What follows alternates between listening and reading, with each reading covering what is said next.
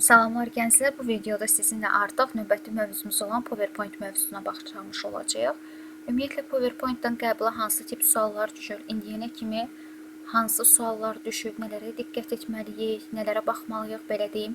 PowerPoint belə baxanda digərlərinə çox rahat olur. Demək olar ki, səhv yazma ehtimalınız az ola biləcək hissələr demək olar ki, PowerPoint-a aid etmək olar. Gəlin PowerPoint-a baxaq görək. PowerPoint-dan daha çox indi gələk baxaq qəbula düşmüş sualların izahına baxmış olacaq. Birinci PowerPoint-un özünü də açaq. Deməli, daxil olduq PowerPoint-a. PowerPoint-un digərlərindən fərqi nə idi? Demişdik ki, sol hissədə kiçik-kiçik slayd səhifələr olurdu. Ümumi işçi sahəmiz idi.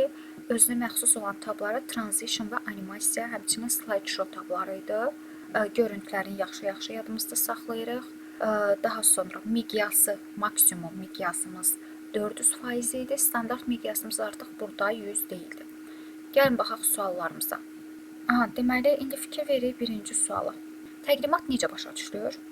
Təqdimat ilə biz də nə edirik? Slaydları nümayiş etdirmək üçün təqdimatdan istifadə etmiş oluruq.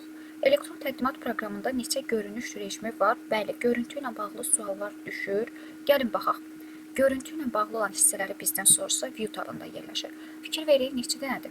Bizim deməli 5 dənə görünüş rejimimiz olacaq. Bu normal outline view. Sadəcə mətnlər üzərində işləyir. Sol hissədə mətnləri göstərəcək. Slide sorterdir. Bunu əslində hər hansısa bir slaydın üstündə açım ki, konkret olaraq görəsiniz. Burada mətnlər üzərində işləmək üçündür. Slide sorter ekranda kiçik-kiçik görürük. Bu da bir sualdır. Slide sorterın maksimal miqyası 200%-dir. Bunu da yadda saxlamış olun. Notes page notları göstərir. Reading view isə kitab rejimidir. İxtiyari görüntüdən, rejimdən çıxmaq üçün escape düyməsindən istifadə edirik. Bunu da yadınızda saxlamış olun. Bu arada bunu da qeyd edim ki, məsəl üçün, qeyd edərik, indi keçdikcə qeyd edəcəm. Nələri qeyd etməliyik? Daha doğrusu slide sorterın, yadıma düşdü, nəyi qeyd etmək istəyirdim. Anlıq unutdum. Deməli, bizdən desək ki, bütün slaydları ekranda görmək üçün istifadə edilən rejim və yaxud da soruşa bilər bizdən. Baxırıq, animasiya vermişəm, görürəm. Vaxt versəm hər birinə burada vaxtları qeyd edəcək. Gizlətsəm, buradan da görəcəm. Sonrasa gizlədilmiş, animasiya verilmiş, ümumi slaydların baxışını slide sorterdan həyata keçirmiş olacaq. Bu arada mən yalnız slide sorter haqqında məlumat verdik. İndi gəlirəm növbəti hissəyə, suallarımıza baxmağa. Bəli, təqdimatda neçə görünüş rejimi var idi? 5. Cavab olur B variantı. Şəkildə təsvir olunan vəziyyətdə mausun sol düyməsini buraxsaq nə baş verəcək? Gəlin baxaq. Deməli, şəkildə təsvir edilən vəziyyətdə mausun sol düyməsini buraxsaq 3-dən 4-ə keçəcək. Slide 4 və 3 və 4 yerlərini dəyişəcək. Fikir veririk, slide 3-dəyiz, 3-dən 4-ə keçmiş olacaq. Slide 3-dədir və bizdə hansı rejimdədir? Bir dənə fikir veririk outline rejimdədir. Mən gəlirəm outline rejimə, fikir veririk outline-dayım.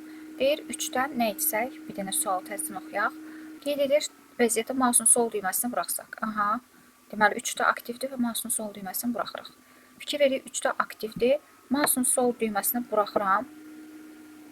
Burada 3 ilə 4 yerini dəyişəcək. Deməli, qeyd etdiyimiz kimi slide 3 və 4 daha doğrusu yerini dəyişmiş olacaqdır. Bunu da elə bu şəkildə də görmək olur. Çünki fikir verirsə xətt gəlib 4 və 5-in arasında durub. Bəli, slide 3 və 4 yerini dəyişmiş olacaq.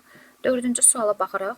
Deyir, PowerPoint proqramının səhifələri necə adlanır? PowerPoint-də slide adlanmış olacaq. Daha sonra Excel-də kitablar adlanmış olacaqdır. Excel kitabı deyil, sənədə müraciət edirik. Səhifələri Excel-də iş vərəqləri adlanmış olacaq. Word-də isə dokument sənəddən istifadə etmiş oluruq. Slayd nümayişi zamanı nümayişdən imtina etmək üçün, bəli dedik, escape düyməsindən istifadə edirik. Enter nə idi? Növbəti zərurət yarandığı zaman sətrin sonuna gələndə enter düyməsinə vurub növbəti abzasa keçəndə istifadə edirik. Tab sözlər arasında boşluqlar qoyurduq. Kontrol idarə edici düymə idi. End nə idi? Çox düşüb qəbula, home-la da bağlı. End deməli sətrin sonuna gəlir. Home sətrin əvvəlinə, kontrol end sənədin sonuna, kontrol home isə deməli sənədin əvvəlinə gələcək. Nəsə çox ürəyimə damıb ki, bu kontrol enddən home-la bağlı nəsə düşəcək qısa yollardan. PowerPoint-də təqdimatı hansı rejimdə çap etmək olmaz? Demişdik ki, PowerPoint-də təqdimatı nümayiş rejimində çap edə bilmirdik. Niyə görə? Gəlin görsədək. Deməli, mən hal-hazırda nümayişdəyəm və mən printə, Ctrl-P-yə vurduğum zaman qələmim aktiv ediləcək. Pencil. Bunu da yadımızda saxlamış oluruq. Ləğv edirik. Okay. Deməli, nümayiş rejimində bəli, biz çap edə bilməyəcəyik. Elmi konfransda məruzanın təqdimi şəkildə nümayişi üçün PowerPoint-dan istifadə edirik. Bu proqram təminatına aiddir, çaşıb. Onu da gətirib bura salmışam. 8-ci suala baxırıq. Deyir, PowerPoint proqramında slayd obyektlərinə animasiya effektləri verilmişdir. Aha. Bu animasiyaların başlanılması üçün aşağıdakilərdən hansı seçilə bilər? Deməli, animasiyalar necə başlaya bilər? Gəlin baxaq. Gəldim. Və mən nümayişə verdiyim zaman animasiyaların başladılması, fikir veririk, start, başladılması var. Məsələn, neyəsə bir animasiya versəm, burada hər hansısa bir fiqur var, yoxdur. Fiqurun olduğu proqram təminatında olmalıydı. Yoxsa yox, hə, burada var. Məsəl üçün buna bir animasiya verilsə, animasiyaların baxaraq başladılma forması. On click, with previous, after previous. Bunlar nədir? Yəni mən düyməyə klik edəndə nümayişə başlayacaq da. With previous obyektlər birlikdə gələcək ekrana. After previous biri oynayıb bitəcək, daha sonra birisi gələcək. Bizə də deyir ki, slaydların başladılma forması. Bəli, nə olacaq? Dedim on click, with previous, bir də after previous. Bunlar hansı oldu? 2, 4, 6. Yaxşı, bəs deyə bilərsiniz ki, very slow, slow, fast, bunlar nədir bəs? Bunlar belə deyim, ümumiyyətlə bu tipdə sual düşə bilər. Bunlar nədir? Very slowdur, mediumdur, fastdir. Animasiyanın başlama vaxtını deyil, bu başlama vaxtı idi dediklərimiz. Başlama vaxtını deyil, davam etmə müddətini. Yəni animasiya necə davam etsin? Fast, yavaş davam etsin. Yəni davamlılığı bildirir. Belə yadda saxlayın. Başlayanda sürətli başlasın, məsəl üçün. On click, düyməyə vurdum, başladı. Birlikdə başladı və yaxud da biri gəldi, digəri getdi. Amma sürətlə bağlı olan hissələr nəyi bildirəcək? Davam etmə müddətini bildirmiş olacaq. Deməli, baxırıq növbəti suala. Deyir, Customize Lent qrupu hansı lent tabına məxsusdur? Demişdik, make-up hissələri, bəzək düzək hissələri dizayn tabında yerləşir. Gəlin baxaq, fikir verirsə dizayn tabımıza. Həmin bu hissə dizayn tabında yerləşəcək. Ümumi göz gəzdirsək, bəzi çox az yenilənmələr var. Digər tablarla demək olar ki, funksionallığı eynidir. Bir dənə buna da baxaq diqqətlə. İllustrasiya qrupunda digər tablarda şəkil də orada olur. Burada şəkil üçün ayrı tab yaradıblar. Buna da fikir vermiş oluruq. Deməli, növbəti suala baxırıq. 10-cu sual. Təqdimatda slaydların nömrələnməsi əmri hansı tabda yerləşir? Hamısında eynidir. Slaydları harada nömrələyirdik? Demişdik, insertdə fikir veririk. Artıq header, buna diqqətlə baxın. Header footer qrupumuzun adı var idi. Məsələn, Word-də. Amma burada header footer qrupun adı deyil. Fikir veririk, text qrupudur. Bunu da yadımızdan çıxartmırıq. Qrupların adına, əmrlərə diqqətlə baxırıq. Deməli, məsələn, link qrupu var, illustrasiya var, text qrupunda yerləşir header footer.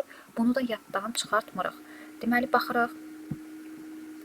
Qeyd edir ki, slaydların nömrəsi əmri, bəli, design, insert tabında yerləşəcək. Qrupu soruşsaydı, text qrupundaydı.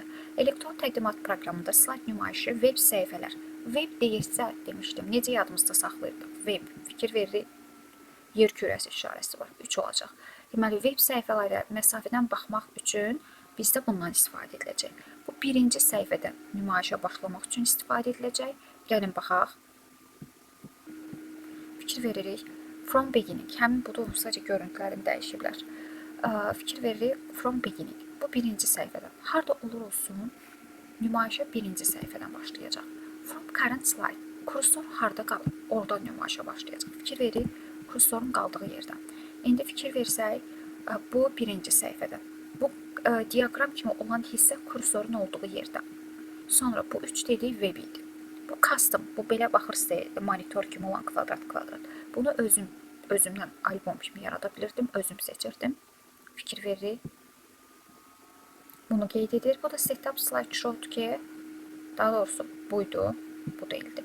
Fikir veririk, custom slideshow'da özüm seçirəm. Buradan özüm hansı birinci, ikinci olsun. Orada bu da düşə bilər. Məsəl üçün necə düşə bilər? Bu bütün slayddır. Məsəl üçün mən gəldim, bunu seçdim, əd etdim. Bizə belə şəkil verə bilər. Deyə bilər ki, slayd nümayişə hansı səhifədən başlayacaq? Slayd nümayişə buradan başlayacaq. Yaxşı, gəlin slayd 3'ü qoyuram. OK edirəm. Fikir veririk. Sadəcə 2 ilə 3 göstərəcək. Yəni hansı olur olsun, mənim seçdiklərimdən orada birinci hansıdırsa, ya daha doğrusu orada birinci hansıydısa, burada seçdiklərim arasında Fikir verir, yenisini yaradıram. Burada seçkilərim arasında birinci bura düşəndən başlayacaq nümayişə. Buradakiləri artıq nəzərə almır. Bu da belə. Gəlin baxaq növbəti suala. Hansı görünüş rejimdə slaydlar kiçik formada yanaşı şəkildə düzülür? Normal rejim normaldır. Slaydlar kiçik formada nə deyir? Slaydlar kiçik formada yanaşı deyir. Fikir veririk. Yanaşı hardaydı? Bayaqları baxdıq. Slide sorter rejimindəyik də yanaşı. 5 dənə görünüş rejimindən sadəcə slide sorter rejiminə daxil oluram. Fikir verdik, slide sorterında bu formada yanaşı şəkildə kiçik slaydlar şəklində görsənmiş olacaq. Elə onu soruşur. Bəli, slide sorter rejimi olacaq. 13-cü suala baxırıq. Təqdimatların təqdim edilmə rejimləri proqramın hansı tabında yerləşir? Təqdimatların təqdim edilmə rejimləri. Yəni, görüntü ilə bağlı olan tənzimləmələr harada yerləşəcək? Təbii ki, view tabında yerləşmiş olacaq. Bayaqdan baxırıq. Bu işarə nəyi bildirəcək? Bu işarə obyektlərə animasiya verildiyini bildirmiş olacaq. Baxırıq, slayd və slayd obyektləri üzərində bəli, animasiyanın verildiyini. Biz animasiyanın verildiyini bu ulduzlardan bilirik və yaxud da bizdə nəyi göstərə bilər? Məsəl üçün, bunu gizlədirəm. Fikir veririk, hide. Belə işarə versə, bu da gizlədildiyini bildirmiş olacaq. Unhide edirəm, gizlətməni çıxartmış oluram. 15-ci suala baxırıq. Verilmiş slayd tərtibatı hansı maketə uyğundur? Mən nə görürəm? Həm yazı görürəm, həm də şəkil görürəm. Deməli, həm yazı, həm şəkil. Burada sadəcə başlıq var. Burada 2 dənə şəkil, content var, səhvdir. Burada yazı aşağıdadır. Bunu da çıxıram. Title and content. Title başlıq burada deyil. Axı, fikir verirəm. Title content with caption. Burada da şəkil. Fikir verir, solda yazıdır, contentdir. Sağda isə şəkil yerləşəcək. Ən uyğun olacaq D variantı. Maketlər də ki, burada yerləşirdi. Deməli, sual daha çox bu sual düşür. Slaydı həm slayddan, home slide qrupundan, həmçində insertdən buradan əlavə etmək olurdu. Slaydların belə bir sual var idi. Duplikatları necə əlavə edilir, hardan əlavə edilir? Baxırıq, duplikat buradan da əlavə etmək olar. Həmçinin buradan da gəlib duplikatı əlavə etmək olar. Əlavə olaraq duplikatı üstünə gəlirəm. Sağ düyməni vururam. Duplikatını, yəni oxşarını, eynisini yarada bilərəm. Sonra Ctrl D duplikat düyməsinə vurub duplikatını yarada bilərəm. Və yaxud da dedik, sağ düyməni vurub duplikatı da yaratmaq mümkündür. İndi baxırıq növbəti suala, 16-cı suala. Təqdimatın əsasına dedik ki, bayaqdan qeyd edirik, slaydlar təşkil etmiş olacaq. Nə var deyirsiniz? Belə imtahan sualı var. 16 kimi, həqiqətən kimə desən deyər ki, yox, elə sual düşməyib, amma hamısı imtahana düşmüş suallardır. Deməli, animasiyaların başlanması. Bayaqdan deyirik, animasiyalar necə başlaya bilər? Deyirik ki, klik edəndə, görürsünüz bu sual neçə dəfə düşüb. With previous, bir də after previous. Bu da olacaq nə? 2, 5, 6 və yaxud da aid olmayan soruşa bilər. Bu arada sualı diqqətlə oxuyun. Bizdə hansılar seçilə bilər deyir. 2, 5, 6 uyğun gələcək. Aşağıdakı mülahisələrdən hansılar doğrudur deyir. Bir slayda bir neçə keçid effekti vermək mümkündür. Bu yanlışdır. Niyə görə yanlışdır? Gəlin görsədim.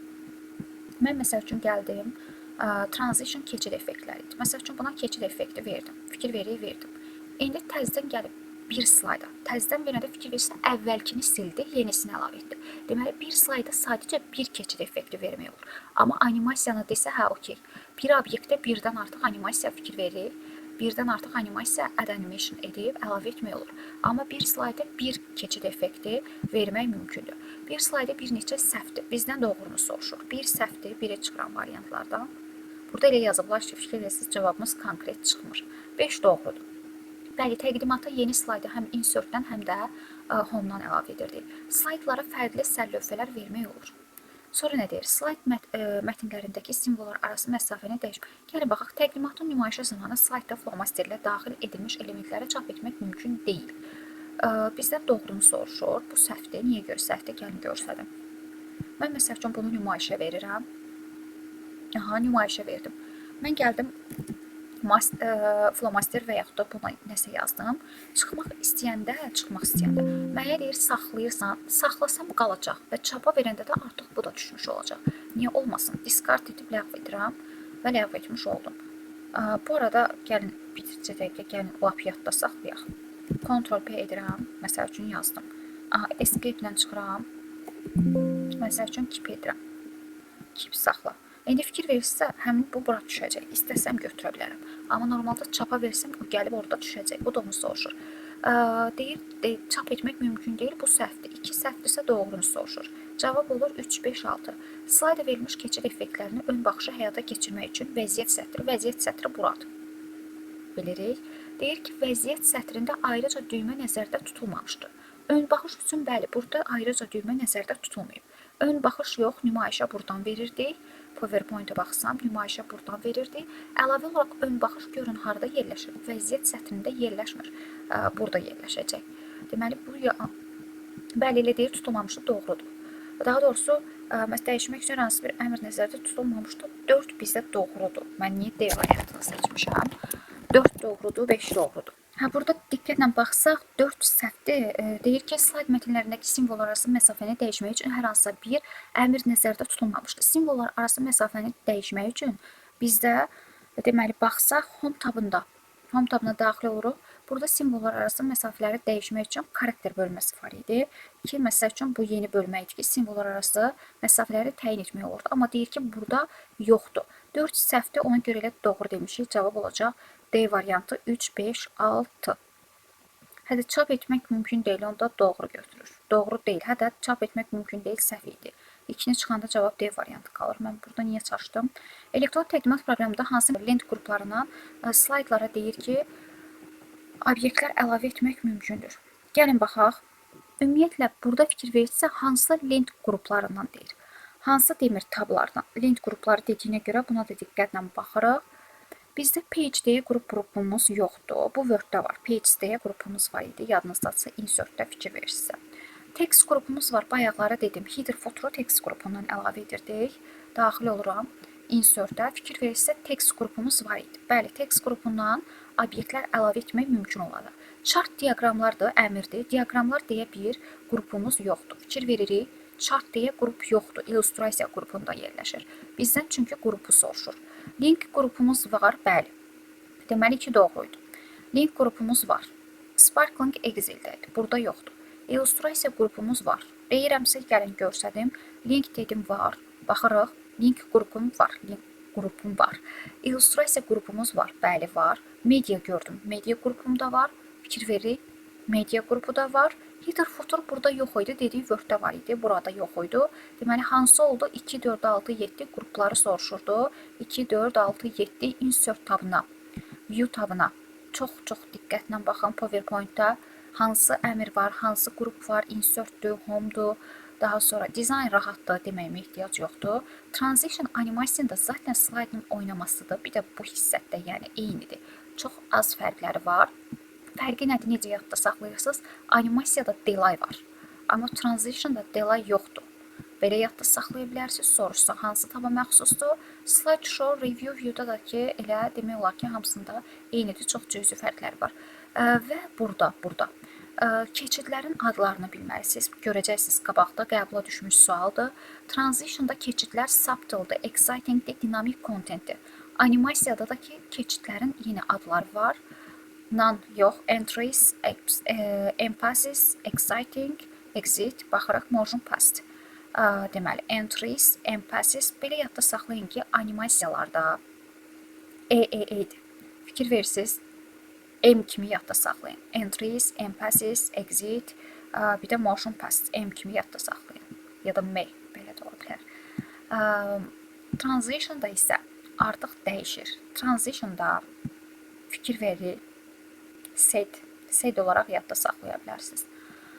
Baş hərflərindən onsuz belə fərqli bir şey çıxmayacaq. Gəlin həmin məntiqlə də görərik burada. Deməli, növbəti 20-ci sualda aşağıdakı mülahisələrdən hansılar doğru deyil?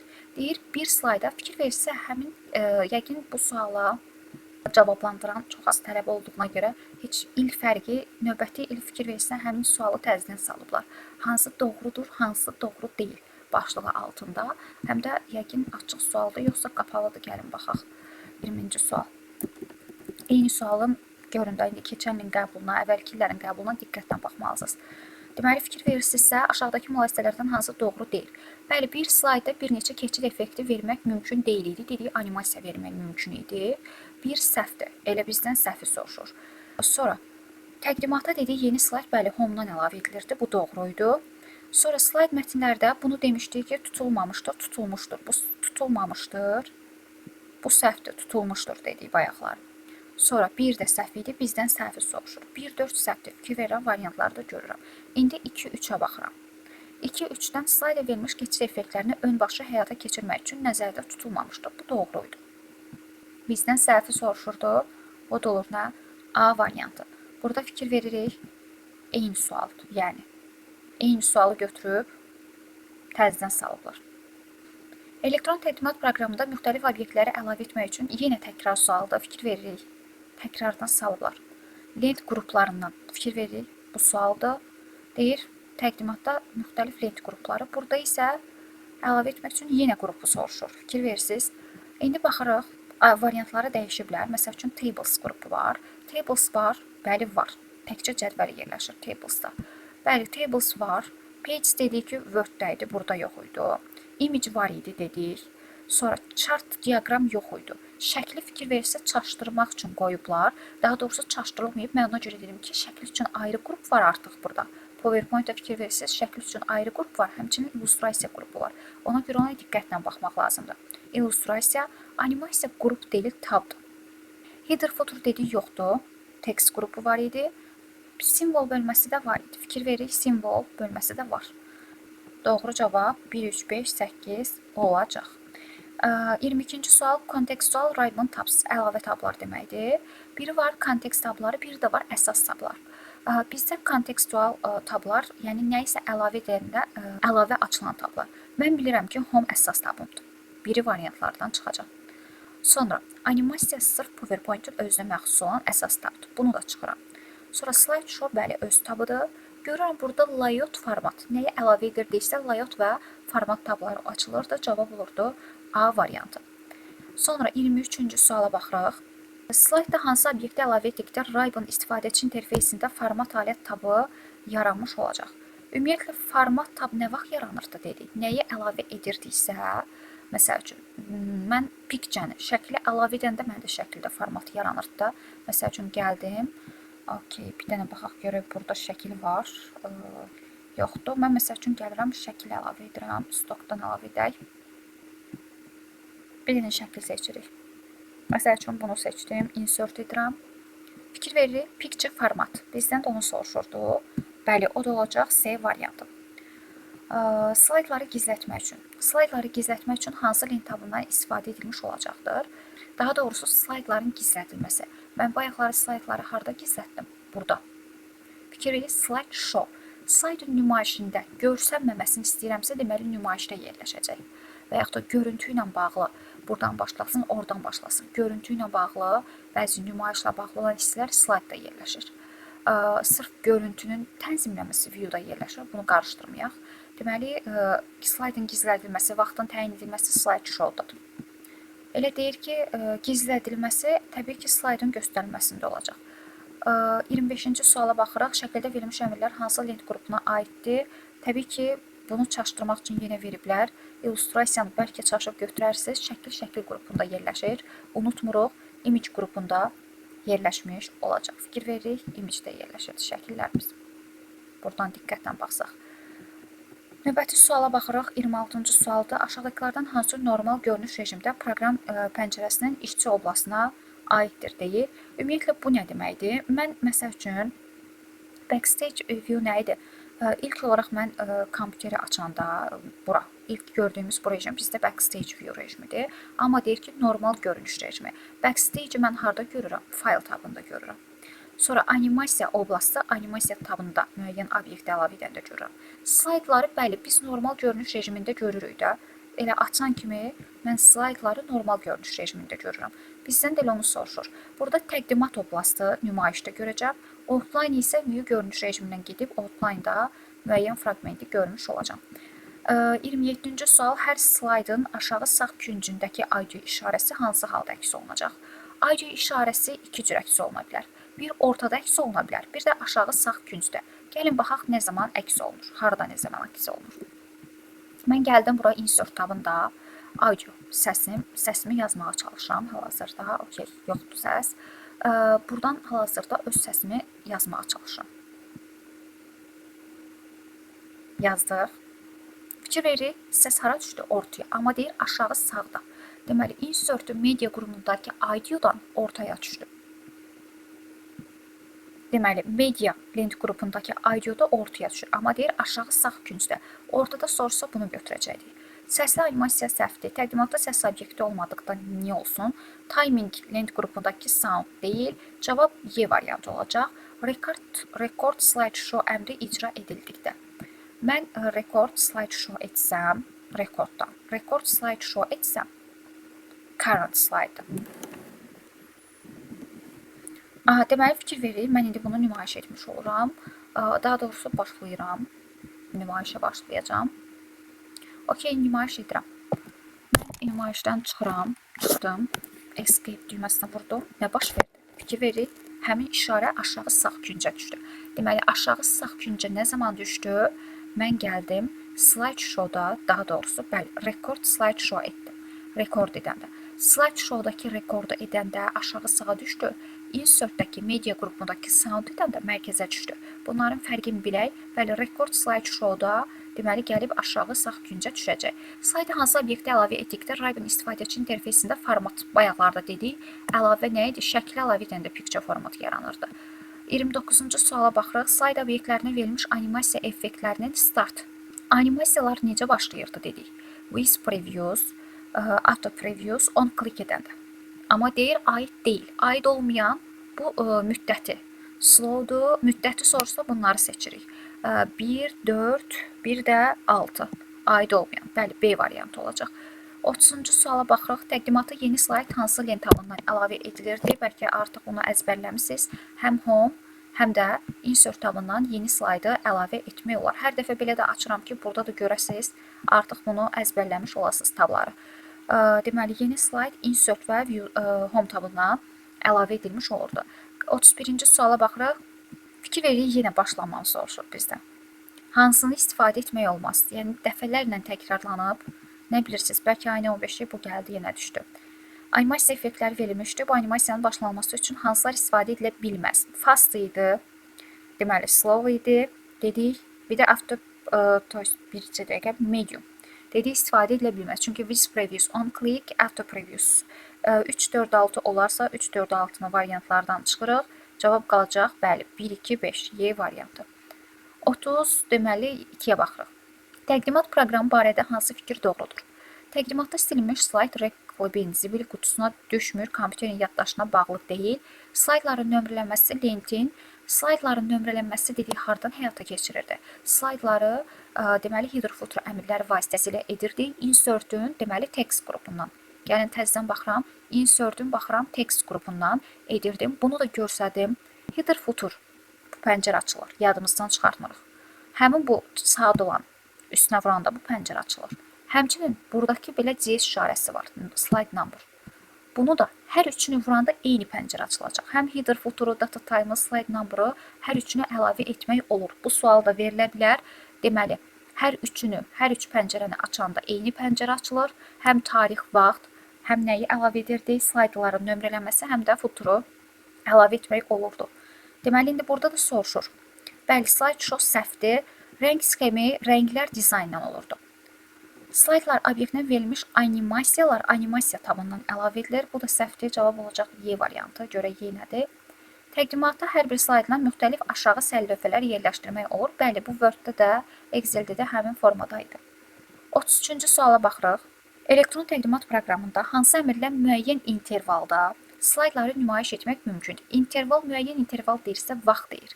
Deməli, vaxtla aid olan variant olaraq vaxtının sazlaması Y olacaq. Bu nə deməkdir? Mən slaydın bir rejimimiz var idi. Slide show-ya gəlirəm. Deməli, slide show-da setup slide show-ya gələndə mən kiosk rejiminə qoyanda okey. Mən nümayişə gedəndə nümayiş edirəm. İndi nümayişdən çıxıram. Burada səsim oldu. Bircə dəqiqə buradan çıxaq. Mən məsəl üçün buradayam və mən bunu nümayişə buradan aparacağam. Okey. Nümayiş apardım. Mən bunu nümayişə apardığım zaman mən sol, sağ düyməyə vururam. Sağ kursora vururam, heç biri işləməyəcək. Yəni, bu rejimdə nə zaman işləyəcək? Sadəcə müəyyən interval. Mən vaxt təyin etmişəmsə, təyin etdiyim vaxta əsasən, fikir verib, buradan vaxt təyin edəcəm. Həmin bu vaxtı təyin etsəm, özü avtomatik olaraq vaxta əsasən Deməli, okey, çıxıram. Burada bu arada dedim ki, məsəl üçün videoya gedəndə slide sorterda artıq fikir versə vaxtı burada görəcəyik. Onu nəzərdə tuturdum. Bəli, təyin etdiyim vaxtı əsasən özü çevriləcək. Biz düymələri özümüz çevirə bilməyəcəyik. Deməli, bu da olacaq bizdə rehearsing timing. Bəli, vaxtın sazlanılması. Doğru mülahisələri müəyyən edin. Əslində çətinə qaçmayın, cavabın özü burada var. Müəyyən intervalda vaxtın sazlanması olacaq. Doğru mülahisələri müəyyən edin PowerPoint-la bağlı. Bu da yenə təkrarda fikir verisi eyni sualı təzədən salıblar. Keçid effekti vermək mümkün deyil idi, animasiya vermək mümkün idi, bir neçədən söhbət gedir. Sonra da elementləri çap etmək mümkün deyil, bu səhv idi, doğrunu soruşur bizdən. Keçid effektlərini ön baxış etmək üçün bəli, nəzərdə tutulmamışdır, bu doğruydu. Dedim, bu səhv idi, 5 doğruydu, 6 da doğruydu. 3, 5, 6 doğru variant olur. 37-ci sual 2024-cü ilin ikinci cəhdinə düşüb. Burada baxıraq, slayd tətbiq edilə bilən keçid effektlərinin kateqoriyası. Dedim, keçid effektlərinin kateqoriyasını SED olaraq yadda saxlayın, dedim bayaqları. Əgər yadınızdadsa, SED olaraq dedim, yadda saxlayın. Keçidlər SED idi, o birislərdə isə M idi, M ya da M demişdim. Deməli, SED isə S ilə D mütləq şəkildə bura gedəcək, 2 ilə 8. 2 ilə 8-in olmadığı variantları çıxsaz. Baxırsınız ki, avtomatik olaraq cavab olacaq Y variantı. Subtle, exciting, dynamic content. Həqiqətən də baxsaz, subtle, exciting, dynamic content. Bunların adlarını soruşur. Məsəl üçün, mən öz qəbulumda elə bu suallar düşmüşdü. Mən məsəl üçün subtle-la dynamic content-in adını bilirdim. Exciting E ilə başlayırdı, ya fikrinizdən məsəl üçün çıxa bilər. Ona görə 2-8-i yazan kimi avtomatik olaraq cavab Y variantı. Və yaxud da elə SED-i yadınızda saxlasaz, belə də yadınıza düşər. Digərləri M idi, bunları da yadınızda saxlayırsınız. Bu dəfə məsəl üçün animasiyanı soruşa bilər. Animasiyada entries, emphasis, exit, bir də nədir? Motion pastı. Bunları da yadımızda saxlayırıq. 36 da yenə 2024-cü ilin ikinci cəhdinin qəbul sualı idi. Deyir ki, Customize Lent qrupu hansı lent tabına aiddir deyir. Customize Lent qrupu, bu dedik ki, make-up, bəzək, düzək hissələri dizayn tabında yerləşir. O da olur, nə? C variantı. Fikir verirsiniz, palitra. Belə şeylər gördüksə, bilin ki, söhbət dizayn tabından söhbət gedəcək. Deməli, baxırıq 37-ci suala. Yeni təqdimatın yaradılması üsulları. Deməli, təqdimatı deyə bilər. Bir də yeni nəyi deyə bilər? Slayd səhifəsinin əlavə edilməsini soruşa bilər. Deməli, gəlin baxaq. Yeni təqdimatın yaranması. Ctrl-N düyməsi, bəli, yeni təqdimat yaradırıq. Ctrl-N-lə. Bilirik ki, 0 sənəd yeni təqdimat deyir. Bəli, yeni təqdimatı 5 ilə yaratmış olacam. 5-in olmadığı variantları çıxıram. Deməli, 6 da doğrudur. Quick Access Toolbar'dan New əmrini seçməklə. Fikir veririk, söhbət təqdimatdan gedir. Yeni təqdimat yaradanda Ctrl-N-ə vursam, fikir veririk, 0-dan təqdimat yaratdı. Və yaxud da bura New əmrini vursam, yeni təqdimat yaradacaq. Buradan 0-dan məsəl üçün təqdimat yaratmaq üçün keçəcəm. Baxırıq indi. Bəli, 5 ilə 6 doğrudursa 5 ilə 6. Hələ ki var, 1 ilə 2-yə baxacam. Klaviaturadan Ctrl-N yadınızda saxlayın. Yəni, təqdimat yaradıramsa Ctrl-N-dir. Slayd səhifəsi yaradıramsa Ctrl-M-dir. Bu təqdimat dediyinə görə bir yanlışdır. Cavab olacaq A variantı. İndi açıqlamasını verəcəm. File tabından New əmrini icra etməklə, bəli, doğrudur. File tabından gəlib New əmrini icra etməklə mən yeni təqdimat yarada bilərəm buradan. Bu da doğrudur. Sonra Insert tabında yerləşən New Slide əmrini icra etməklə. New Slide, slide səhifəsi yaradacaq və yaxud da Ctrl-M slide səhifəsi yaradacaq. Hər hansısa bir seçdikdə klaviaturadan Enter. Aha, bu da slide səhifəsi yaradacaq. Əgər məndən təqdimatı soruşursa, diqqətlə baxın. Təqdimatı soruşursa, bu normal, bildiyimizdir. File'da New-dan yarada bilərəm, Ctrl-N-dən yarada bilərəm, Quick Access-in New-sundan yaradırım. Amma məndən slide səhifəsini soruşsa, slide səhifəsində artıq Ctrl-M-dir. Daha sonra File, Insert, Insert-də New Slide-dır, həmçinin Home-dakı New Slide-dır. Həmçinin də fikir veririk. Gəldim üzərinə, fikir veririk New Slide. Sonra üzərinə gəldim, Enter düyməsini vurdum, yeni slide səhifəsi əlavə etdim. Sonra Home-da slide qrupundan, Insert-dəki slide-dan, deməli, yeni slide. Amma təqdimatı da qeyd etmiş oldum. Deməli, burada da cavab oldu A variantı. 38-ci suala baxırıq. Deyir, 18 slayddan ibarət olan təqdimat aşağıdakı parametrlərlə çapa verilmişdir. Və deyir, şəklə əsasən doğru olmayan mülahisələri müəyyən edin. Mən tam görmürük deyə əlavə etdim. Burada dairəmə nəsə görsənilmiş hamısı elə. Olsun, problem deyil. Deməli, belə bir printer hissəsi görürük. Deməli, deyir ki, şəklə seçim doğru olmayanlar soruşur. Təqdimatın çap olması üçün 20 ədəd vərəq tələb olunur. Mən görürəmmi? Görürsünüz burada.